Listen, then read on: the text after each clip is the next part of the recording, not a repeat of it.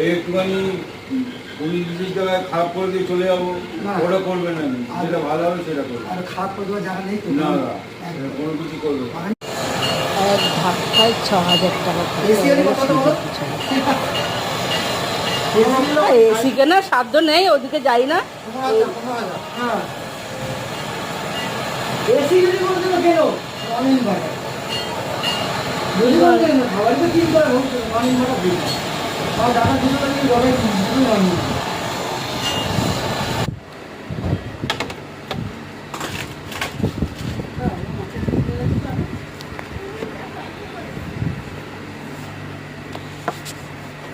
আমরা দেখতেই পাচ্ছ আমার ফ্রিজটা নষ্ট হয়ে গেছিলো বাস পরে, তার মিস্ত্রি ডেকে এনে ঠিকঠাক করা হয়েছে। তো এখন ফ্রিজটা ঠিকই আছে। তো রাত্রিবেলায় সব মাল মিডিয়া আমি সব খাবার দাবার ভরে রেখেছিলাম যাতে ঠিক আছে কিনা দেখার জন্য, মিস্ত্রি সেই রকমই বলে গেছিলো। তো সকালবেলা খুলে ফ্রিজটা দেখলাম যে না সবই ঠিক আছে, ঠান্ডা আছে, ফলও ঠিক আছে। তো ডিপ ফ্রিজে একটা বাটি ওরা রেখে গেছিলো যে কতটা বরফ জমে কতক্ষণ টাইমের মধ্যে।